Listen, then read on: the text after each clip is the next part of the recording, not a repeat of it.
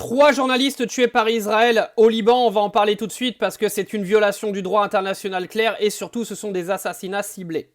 Le ministre iranien des Affaires étrangères a donc condamné cette attaque, il la qualifie de violation du droit international. Il faut savoir qu'Israël vise délibérément des journalistes à chaque fois que c'est des journalistes qui ne sont pas de leur côté sont sur place pour essayer de montrer ce qui se passe vraiment. On sait très bien que la plus grande démocratie du Moyen-Orient est aujourd'hui la démocratie du Moyen-Orient qui montre aucune image de ce qui se passe sur son propre territoire, mais surtout aucune image de tous les massacres qu'ils commettent dans les pays d'à côté.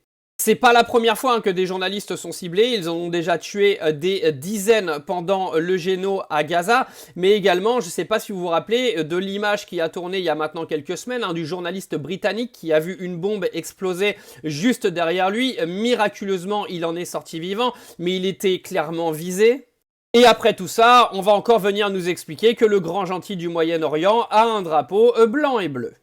Des frappes israéliennes et américaines ont fait 5 morts dans un port proche du détroit d'Ormuz, donc ils ont attaqué directement le quai du port et il y a eu donc 5 morts dans ces bombardements israélo-américains.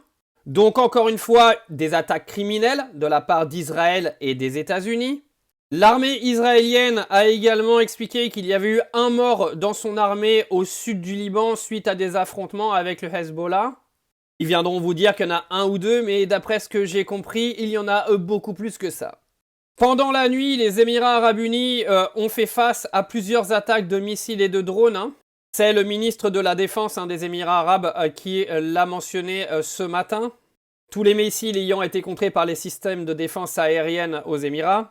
Le Koweït, lui, continue de faire face à des attaques quotidiennes massives. Donc, le ministre de la Défense du Koweït est venu expliquer qu'ils sont bombardés tous les jours, que pour l'instant, ils arrivent à se défendre. Pour ceux qui n'ont pas vu, l'aéroport du Koweït a subi de graves dégâts hier. Donc, l'Iran continue clairement de taper sur ses voisins jusqu'à temps qu'ils arrêtent clairement d'aider les Américains et les Israéliens. Les Houthis, de leur côté, ont continué d'envoyer des missiles la nuit dernière sur Israël et menacent de bloquer le deuxième accès dans la mer Rouge dont je vais vous parler dans la prochaine vidéo parce que c'est un point extrêmement important de la suite de la guerre. Le Pentagone a expliqué que les Américains se préparent à une action au sol. Alors où ça? C'est la question qu'on se posera dans la prochaine vidéo également. 3500 soldats pourraient être déployés. Je vois pas ce qu'ils vont faire avec 3500 soldats, mais je pense que c'est la phase finale du plan de Donald Trump pour justement mettre fin à ce conflit.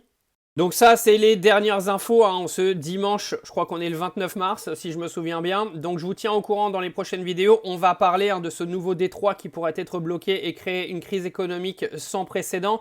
Et on va également parler de cette potentielle intervention américaine au sol qui risque de se transformer en réel fiasco. Mais Donald Trump n'a peur de rien.